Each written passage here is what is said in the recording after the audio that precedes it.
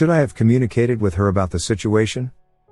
Mill has had foster siblings twins since they were 13. Anne and John, they are turning 18 next week, and boy got into an argument with her last week. He had been sick and didn't clean up the building outside after he fed the dogs. When she goes off on someone, she will belittle and bully them. Later, she was talking with her adult daughter and she stated, "I don't know what I'm going to do with him. Honestly, I wish I could kill him in his sleep with a hammer." John was listening at top of the stairs and went to his football coach about incident, who then called the cops. Now, my mother-in-law can put on a really good face. So nothing was done. But after they left, she told him that when he turns 18 he is out and has to go to respite this weekend because she can't be around him. What he did could have ended her whole career. Few days later, 5 days before his 18th birthday, and she says she can't stand him and he needs to be out next day. So he calls me. I love kids. I've watched them grow up. They are both truly good children. Neither of them get into trouble. And makes great grades. They do their chores with no complaint. Usually they are both good kids. We had even discussed weeks ago about John renting out our basement after graduation, and everyone including Mill had agreed that it was a good idea. It was her suggestion. So she kicks him out. He calls me. Of course I said yes. Bring your stuff and come on. I'll help you clean your room and get set up. Spoke with his social worker. Everything was good. Did I call Mill and discuss beforehand? No. It's my house. Had I called her and told her that it happened? Also, no. She is a bit touchy, if you couldn't already tell, and I wasn't going to tell her until he turned 18 on Tuesday week. She is determined to find out where John went, so she calls his principal, who she is friends with. But he has only seen her public face. And thinks she is a very nice lady. She got him to pull John to side and speak to him. So that's how Mill found out where John was staying. She went off. Called her own semi hubby a backstabbing piece of speep, among other things. Said we should have called and asked her first. That we have no respect for her. That we better not move in with us when she turns 18. She has been planning for months to move in with her friend on 18th birthday, which I'm sure we will get blamed for now. She said that karma is going to come back and bite us in the ass and we better prepare. She was helping us replace the HVAC in a house we are buying.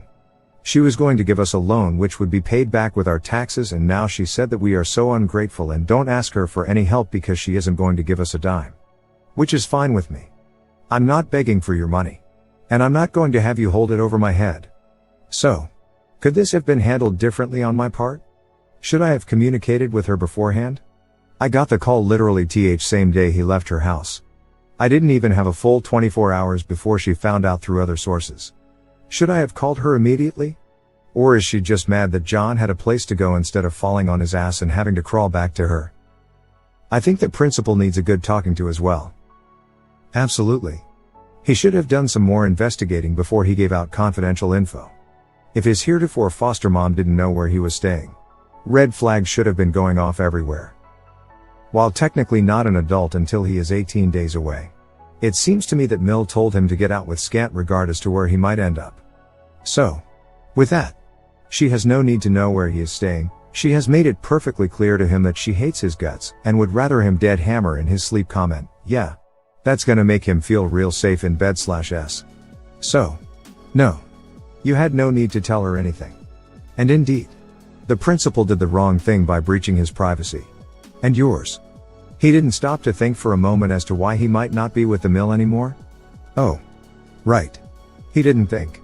It would seem to me that the sooner that old witch is out of all your lives, the better. I think if I was on the receiving end of one of her rants, I'd record a chunk of it, then, when needed, it could be played for anyone thinking she's all sweetness and light. Having as little to do with her as Hub is happy with would be a good thing. No, you are under no obligation to do that. You notified the social worker. That's the important person to notify in this case. Why does she even care anyway? She not only was going to kick him out, but she's actively said she hates him and wishes she could bash his brains in with a hammer. If he's gotten everything of his out of her house, the day he turns 18 he can tell her to pound sand. If he's still in high school, he needs to update paperwork so that people do not call her, as he can check himself out now. The social worker is who called me and brought him to my house herself. If he had not been able to come with me, he wouldn't have anywhere to go but a group home or a foster house in a different county, where he would have to finish his senior year at a different school. It's insane that Mill expected me to tell the worker Mike if he can stay with me. I've watched this boy grow up. I love and care for him. WTF did I just read? No. You should not have told a woman who stated she wanted to kill a minor under her care where he is now living. I hope she doesn't have any other foster children in her care. I hope you don't have children of your own that she is allowed to interact with. Yes. Definitely don't take any loans from her. Also, please speak to the school principal about her threats and kicking him out. If they refuse to believe you as they think she is nice, say you will provide John with a lawyer to come and speak to the Karen calls 911 to report cutting in line. I'm a 911 operator. Got this call today. Me 911. What is the location of your emergency? Karen, I don't know. Can't you look on your map and figure out where I am? Me. How can I help you? Ma'am? Karen, yes. I'm in line at elementary school and we're all waiting to pick up our kids and this uplifted truck just flew into the line in front of us and you need to get an officer out here because he's just acting crazy. Me, what is he doing, ma'am? Karen, he just flew in here. He's driving really reckless. Me, was there an accident? Karen, no. But there almost was. Are you going to send someone out here or what?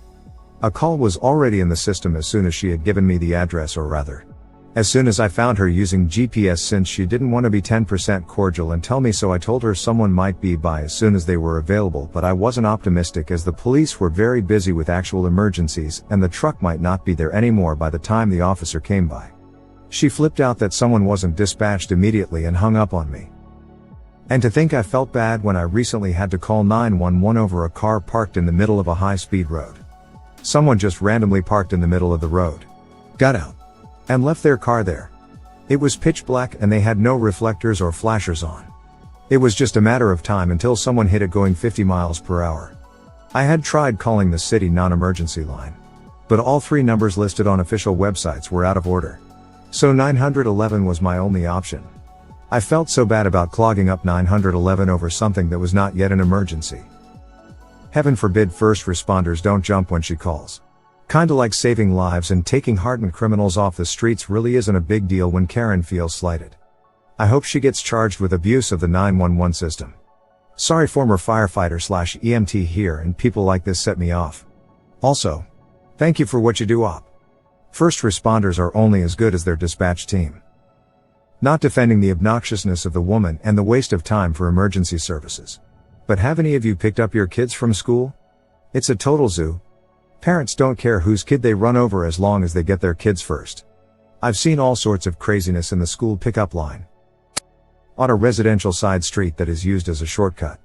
Once parents are out of the school zone, they drive like a bat out of hell even though there are plenty of kids walking home. A large percentage of humans stink and have no concern for the safety of others. I don't doubt it's madness. And I had already added the call in the system. I was just trying to give her a realistic expectation of what might happen. Officers are a little more concerned about things like life-threatening emergencies and crimes than her being delayed in getting her little crotch goblin. Abusing line is a huge problem, at least to me. I have never used police system of my country. Nor will I ever call police to someone who cuts line in front of me. Boo-oo, at some time I really wish I could. System in our country sucks. We have to get in line for almost every official works. Like vehicle registration, license, banks, citizenship works, etc. And the line will be pretty long. If you have to go to government office, then you need to separate a whole day for it, even if that task will take few hours. You cannot go in first hour, get your job done and carry on with your regular day. Government office visit is a whole day job. And by any chance you missed something, then your next day is gone too. You cannot go home, get that required thing and come back. No. You need to dedicate another day for it. So with this scenario, you are waiting in line for about 3 hours, maybe in hot summer sun, dying to get the job done. And suddenly bunch of entitled people thinks they can jumps in wherever ahead of line, pushing us further back. It just gets in my peeping nerve. What am I supposed to do with that scenario? It will always be some woman whose leg is hurting but can run like a cheetah after finishing up her job. Always has baby at home, everyone has their own problem. Some middle-aged dude with their own peeping excuses. Everyone is in hurry and everyone needs to go ASAP. But what am I supposed to do? Engage in quarrel or some fight? I really wish there is some authority to which I'm paying hefty tax for to take care of it. Maybe it's a first world problem, but every problem. Manager called the trainee today and asked how it was going. Lol. My manager was just on a call with the nightmare trainee. Put it on speaker so everyone could hear in the back room. She asked the girl how she was feeling about the job and if she's getting the hang of the computer system. She said she wasn't and still has no idea what she's doing. Manager said it can take a while to get the hang of it, especially since you've never done it before. She asked if she's checked anybody in this week or was just observing all week, and she said she tried but anxiety got the best of her and she blanked and didn't remember what to do. Manager said the girl covering night audit last night made a step-by-step checklist for her and she's going to have to start showing some initiative this week with checking people in and answering the phone. Manager said, I know it can be scary at first. But we have what you are supposed to say written down. Just read it in a friendly tone, and if you're unsure of anything they ask, put them on a brief hold and ask your trainer. Checking people in. Your trainer will be right beside you if you have any questions. The girl said she will give it a try this week, just needs to get more confidence and more caffeine to be awake. It's 3 p.m. to 11 p.m. TF. The manager fake laughed and said, okay, do you have any questions about anything? She asked when does she come back in, and manager said Tuesday from 3 to 11, and she asked who will be training her and told her it was me. She asked for last night's girl instead because she's not learning anything from me and thinks that I don't like her right about that, and said that she feels uncomfortable around me and I'm rude. Manager said unfortunately other girl is on night audit until Thursday and she will be training with me until then. The girl said with a really bitchy attitude, okay, well, I may or may not come in until Thursday then, and hung up. My manager sighed and said we really need more people to apply to this place. Laughed, and then she said if she doesn't show up, then she doesn't. Nothing I can do about that. Hopefully she does, because the sooner we can get her trained and able to be on her own, the better for all of us. On a more positive note, I have a job interview lined up for another hotel on Monday at 10 a.m. If your management isn't willing to do anything, you could always document what she does and contact the health department. Her lack of personal hygiene alone should be a violation. Not to mention running around barefoot. I have been reading your stories with great interest and mounting amazement. This girl is appalling and your manager is pathetic. You are showing great self-restraint. At least if this shipwreck of a trainee doesn't come in on Tuesday, you won't have to deal with her. I wish you the very best luck for your interview. I hope you get the job. Some managers feel that if their employees don't succeed, then it's a failure on the manager part. That they may not be providing the correct support. Sounds like your manager is trying to get the trainee ample opportunity. But it also sounds like they have made their expectations clear. I am guessing that the manager is going to fire the trainee. They just want to make sure they weren't being harsh. I know it's frustrating. Keep in mind that managing people who aren't performing can be difficult, and it's hard to find a balance. It sounds like your manager is looking for somebody else. But it's hard to find people to fill service rules right now. Totally different type of work, but this person at work started in February and I started in June. Still doesn't know how to do her job and was asking me questions. Haven't worked on her own yet, whereas I've worked on my own since July. Like seriously, we all having to carry her. Entitled coworker with kids is using remote work to save on daycare costs and not send kids to daycare. During COVID, my company switched to remote work. Now we have started going back into the office 1 to 2 days/week. On a permanent hybrid model. We have almost no COVID cases in my area of Canada. 88% of adults are fully vaccinated. There's very little transmission in schools, etc. Everyone on my team makes around 100k, 110k. With 5 weeks vacation. On the days he is working from home. My entitled coworker keeps his kids at home, because he is too cheap to pay full-time daycare costs for the 2 kids he chose to have. He tries to use this to take on less work responsibilities and pawn off work responsibilities to others. I have rejected his workload. His kids are always crying in the background and he tries to use this to get out of meetings. My manager has tried to deal with it best he can. But he still can't get this guy to do his full workload. My coworker doesn't know this. But I will be promoted to manager in a few weeks.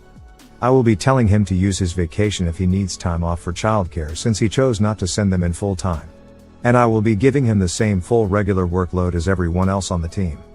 Let's see how long this moron can last here now.